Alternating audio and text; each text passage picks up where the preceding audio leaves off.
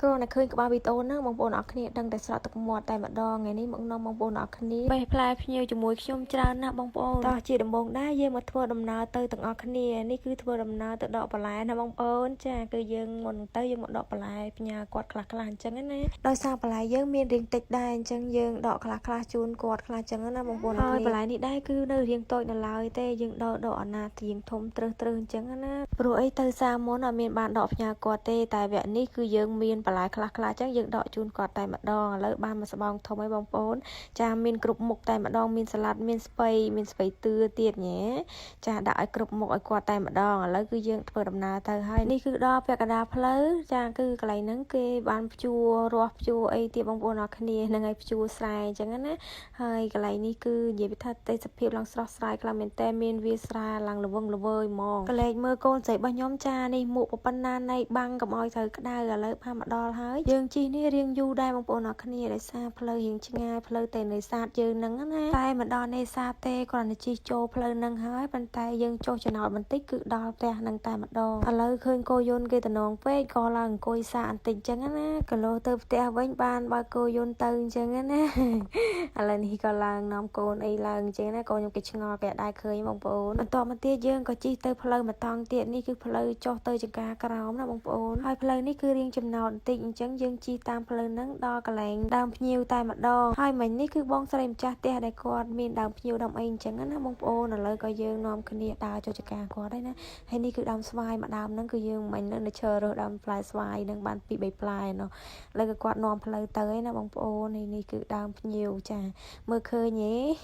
ឃើញតិចហើយបងប្អូនអើយហ្នឹងហើយចាគឺផ្លែច្រើនខ្លាំងមែនតើនេះគឺយើងថតពីក្រោមទៅចាគឺច្រើនខ្លាំងមែនតើបងប្អូនអរគ្នានេះគាត់តែមើលអញ្ចឹងអត់សូវច្រើនទេតែមកនៅខាងក្រៅវិញដឹងតែស្រក់ទឹកមាត់តែម្ដងដឹងហូរពេញនឹងហ្មងបងប្អូនចាហើយនេះគឺម្ចាស់គាត់ឡើងមកបេះឲ្យក្មួយយកទៅពេញអញ្ចឹងណាបងប្អូនចាគឺគាត់ឡើងលឿនមែនតើហើយភ្ញៀវនេះដែរឃើញច្រើនអញ្ចឹងគឺគាត់បេះលក់រាល់ឆ្នាំទេបងប្អូនប៉ុន្តែឆ្នាំនេះគឺគាត់អត់ទាន់បានយកទៅលក់ទេដោយសារភ្ញៀវ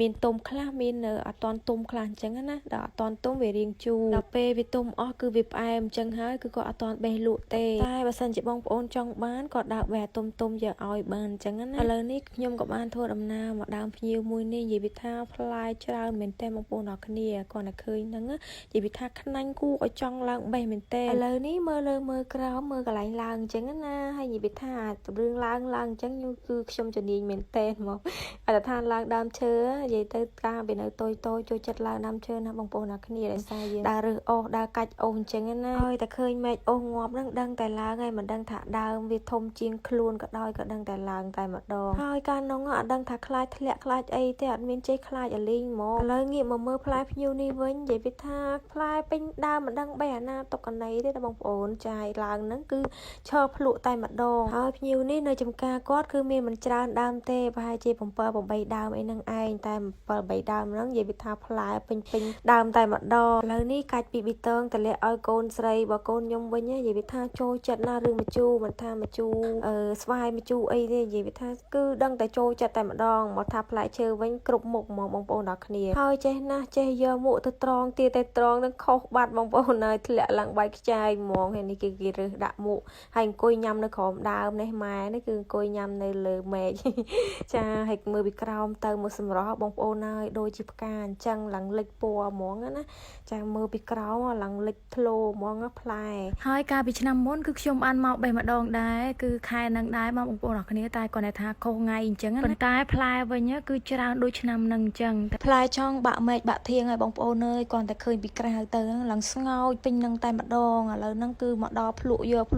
ហើយក៏អត់បានត្រៀមអំបិលម្ទេសមកដែរបងប្អូនអើយមុននឹងមកហ្នឹងគិតទុកពី3ថ្ងៃថាមុននឹងមកហ្នឹងគឺត្រូវតែបុកអំបិលម្ទេសមកហើយតែដល់ពេលមកគឺភ្លេចអំបិលម្ទេសនងបាត់ឲ្យឆឹងបើនិយាយពីផ្លែវិញបាច់និយាយទេបងប្អូនអើយមើលតាមការចាក់ស្ដែងហើយឥឡូវនេះបើសិនជាបងប្អូនត្រូវការគឺអាចកម្មង់បានគឺគាត់ដើរបេះទុំឲ្យអញ្ចឹងណាអាចតាក់ទងតាម Facebook គាត់ផ្ទាល់បានណាបងប្អូនដែលមានឈ្មោះនៅខាងលើហ្នឹងបើសិនជាចង់ញ៉ាំអីអាចកម្មង់គាត់បានព្រោះអីផ្លែភ្ញៀវនេះមួយឆ្នាំផ្លែតែម្ដងទេបើមួយឆ្នាំផ្លែ2 ដងអានោះគឺខុសរដូវហើយឥឡូវនេះមិនមែនឡើងតែម្នាក់ឯងទេគឺគ្រួសារគាត់ឡើងមកដែរអញ្ចឹងណាអ្នកកាន់កាមេរ៉ាអញ្ចឹងណាបងប្អូនអរគ្នា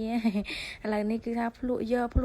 ហើយដើមនៅខាងក្រោយនិយាយថាបែក មេឃមែនតែនហ្មងបងប្អូនអរគ្នាឃើញនឹងខ្វាកខ្លាំងហ្មងមិនដឹងបេះណាទុកណាបើបេះច្រើនពេកខ្លាចហូបមិនអស់ដល់ពេលបេះតិចពេកខ្លាចផ្លែហ្នឹងវានៅសល់ច្រើនអញ្ចឹងបេះតែមកកត្រកបានហើយមិនម៉ាទុកឲ្យគាត់លក់ទៀតហើយចំពោះនៅអេផ្សារវិញក៏មានលក់ច្រើនដែរបងប្អូនពួកអីមួយឆ្នាំហ្នឹងគឺផ្លែគឺរដូវដល់ដូចគ្នាអញ្ចឹងហើយគឺគេយកទៅលក់នៅផ្សារគឺមានច្រើនដែរប៉ុន្តែផ្លែផ្ញៀវខ្លះគឺមានរសជាតិផ្អែមផ្លែផ្ញៀវខ្លះគឺរសជាតិវាជូរអញ្ចឹងណាតែបើអត់មានរសជាតិផ្អែមហ្នឹងគឺលក់ដឹងតែឆាប់ដាច់តែម្ដងបើអត់មានរសជាតិជូរអាហ្នឹងមិនសូវមានអ្នកចង់ហូបដែរសូម្បីតែខ្ញុំហ្នឹងគឺចង់ហូបតែអាផ្អែមទេបើតែផ្អែមគឺខ្ញុំចូលចិត្តហូបមែនតែនហ្មងហើយថ្ងៃនេះខ្ញុំហូបផ្ញៀវគាត់ណាភ្លក់ហ្នឹងឡើងចង់អស់1គីឡូបងប្អូនអើយចឹងហើយបើសិនជាបងប្អូនត្រូវការអាចកំងគាត់បានលឿនពួកឯងមួយឆ្នាំផ្លែតែម្ដងឯណាហើយនេះមើលពីក្រោមទៅដូចជាផ្កាអញ្ចឹងបងប្អូនចាជាប់ឡើងរនេងរណោងពេញហ្នឹងហ្មងហើយចំការគាត់នេះគឺគាត់មានដើមផ្ញៀវដើមតារ៉េនដើមសាវម៉ៅហើយនឹងផ្លែសូនអញ្ចឹងណាបងប្អូនអរគ្នាតែមានមិនច្រើនទេមានតែមួយមុខពី3ដើម3 4 5ដើមអញ្ចឹងណាពួកអីដីគាត់នៅលើភ្នំអញ្ចឹងដាំដំណាំដែលថាហូបផ្លែអញ្ចឹង90%បងប្អូនដឹងតែបានផលហ្មងឥឡូវនេះគឺថាឡើងមកមេឃទៀតហើយមកភ្លក់យកនឹងមេឃនឹងតែម្ដងនិយាយថា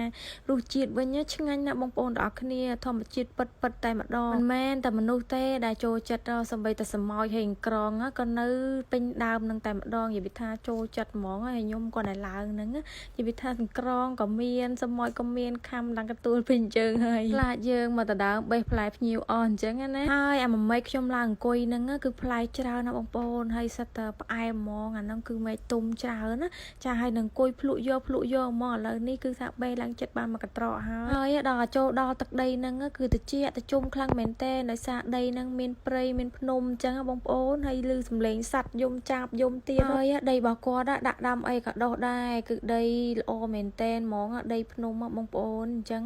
បើថាដាំដំណាំផ្លែអីហ្នឹងគឺដឹងតែបានផលតែម្ដងហើយភ្ញៀវនេះដែរគឺមិនមែនទៅតែដាំទេគឺគាត់ថាសល់តាំងពីដើមមកអញ្ចឹងណាបងប្អូនដើមហ្នឹងគឺអាយុច្រើនហើយបេះចុះបេះឡើងគឺអត់ទាន់បានពេញមកកត្រកទៀតឥឡូវតែថតសំញែងចេះសែងចុះយឃើញល្អពេកបងប្អូនអើយចាខ្ញុំដឹងតែបងប្អូនអរគ្នាពងមើលហ្នឹងដឹងតែស្រីវទឹកមាត់តែម្ដងគ្រាន់តែខ្ញុំចូលសលេងហ្នឹងមិនដឹងថាលើទឹកមាត់អស់ប្រហែលផ្តិលអីទេចាគឺទំនងមែនទេគឺធម្មជាតិពិតតែម្ដងហើយនៅហ្នឹងឡើងតិចហ្មងបងប្អូនអើយចាគឺឡើងហើយមិនចង់ចុះទេចង់នៅតែបេះហ្នឹងណាបន្ទាប់ពីបេះចុះបេះឡើងបានពេញមកកត្រកហើយឥឡូវនេះក៏រើកន្លែងចុះបងប្អូនអើយឲ្យមើលផ្លែចាគឺច្រើនខ្លាំងមែនទេហ្មងហើយឥឡូវនេះយើងក៏ចាប់ផ្ដើមចុះហើយណាអាពេលឡើងនិយាយថាឡើងពប់យកឡើងដល់លឿនតែម្ដងណាចុះហ្នឹងនិយាយថារូតរះចុះមើមរើកន្លែងឃើញហើយឃើញប្រឡាក់អាវហ្នឹងមិនមែនអីនោះទេណាគឺអង្គុយលើផ្លែផ្ញៀវបងប្អូនអើយចាអង្គុយឡើងបែកផ្លែផ្ញៀវឡើងប្រឡាក់ពេញអាវតែម្ដងឥឡូវនេះបានមកកត្រកហើយក៏នាំគ្នាទៅវិញអញ្ចឹងចំណាយកូនស្រីរបស់ខ្ញុំអង្គុយនៅក្រោមដើមនិយាយថាអ៊ំគេបកភ្ញៀវឲ្យមិនទាន់នេះចាគឺញ៉ាំអស់តែម្ដងដាក់អស់ហ្មងបកអត់ទាន់ទេបងប្អូនអើយចូលចិត្តមែនតើឥឡូវអ៊ំពទៅរោងខាងមុខបាត់ហើយឥឡូវនេះខ្ញុំមកឃើញមេឃខាងនេះឃើញតំណងពេកវាទៀបចិត្តដៃអញ្ចឹងណាចាក៏ឡើងកាច់មួយមេឃយ៉ាងទៀតហើយមួយមេឃនេះគឺថាផ្អែមអញ្ចឹងក៏ឡើងកាច់ពីប៊ីមេឃដើម្បីយកទៅអង្គុយហូបនៅមុខរោងអញ្ចឹងណាព្រោះអីដើមវាខុសគ្នាអញ្ចឹងហើយយើងក៏ចង់បេះអានេះយកទៅភ្លក់ខ្លះអញ្ចឹងណាសំខាន់ដើមនេះទៀបចិត្តដៃគួរឲ្យចង់បេះហ្មងហើយបេះហ្នឹងសម័យវាមកខំមាត់ទៀតយីសម័យនេះចេះណាកន្លែងណាមិនខំមកខំមាត់ទៀតសម័យនឹងចង់ចំណេញហ្មងហើយថ្ងៃហ្នឹងដែរគឺមានតែប៉ុណ្្នឹងទេបាទបងប្អូនស្រឡាញ់ចូលចិត្តណាshareម្នាក់មួយផងព្រោះអីវារៀងវែងដែរចាំជួបគ្នាក្នុងវីដេអូក្រោយបាយបាយ